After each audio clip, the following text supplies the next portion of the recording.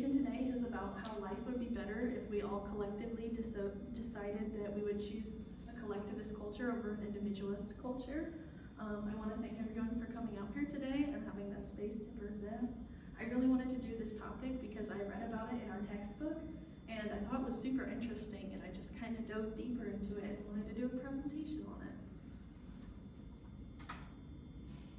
So what is collectivism?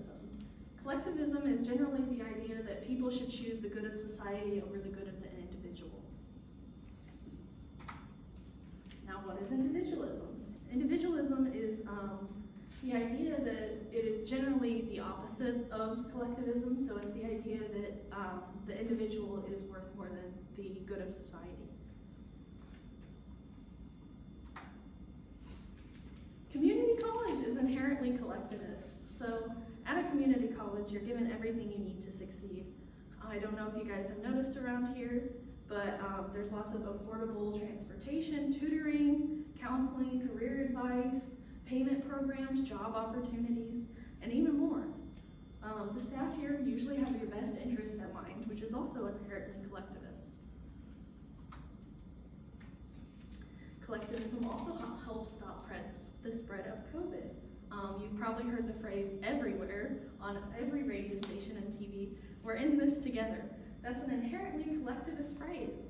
By being cautious and wearing a mask or not going out, you're preventing the spread of COVID. By protecting yourself, you're also protecting other people, which benefits everyone.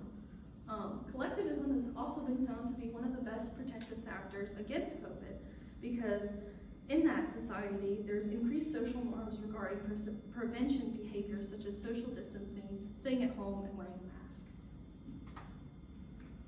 Collectivism also helps the workspace. In collectivist cultures, the needs of the group and the business are prioritized over the bosses and the CEOs, specifically the CEO. Everyone in that situation has everyone's best interest in mind. The principles of this are acceptance, belonging, and teamwork, which are seen as valuable to help keep the workplace prosperous.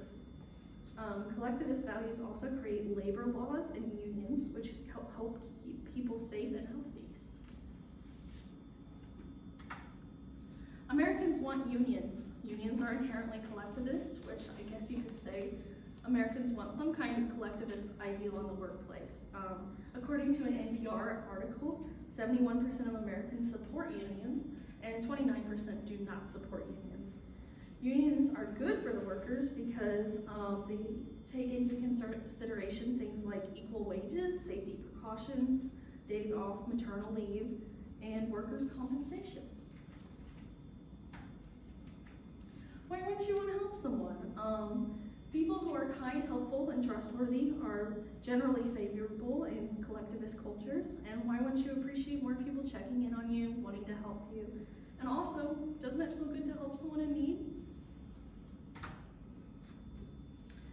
This is kind of a long quote, but this is a quote by, his name is Talham, and he was a man who lived in China for many years, which is a collectivist culture, and then he moved here to America, which is a highly individualist culture. And he said, that one of the things that sticks out to me when I'm in China is that among my close friends there, if I need anything, I don't say why I need it, I just tell them that I need something and it's done. In America, if somebody needs help from me, I want them to first explain the situation, explain to me why it's necessary, and why they couldn't solve this some way on their own. Individualism, which is again the opposite of collectivism, has detrimental effects on mental health.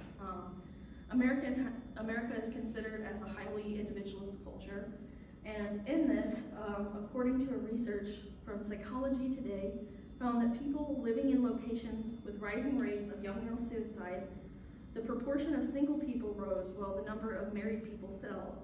This finding is very consistent with Emil Durkheim's classic work, which showed that people who are socially integrated had a much lower suicide rate than people who are socially isolated. Collectivism also generally creates harmony. Many people in collectivist cultures tend to be bullied in much lower numbers than people in individualist cultures like America, according to Dr. Smith and Dr. Robinson. And interpersonal relationships are also one of the most highly important things in collectivist cultures. How can you be more of a collectivist? There are very simple ways you can be more of a collectivist. You can simply be a collectivist by taking COVID precautions, flu precautions, doing charity work such as soup kitchens. Obviously we have Thanksgiving going on, so if you want to donate anything such as a food drive, or it can be as simple as just asking someone who's struggling how their day is. In conclusion, collectivism helps create a harmonious and supportive culture that helps people learn and grow, because collectivism also teaches us about how caring about others is not only helping you, but it's also helping everybody, which inherently helps society as a whole. And that's it.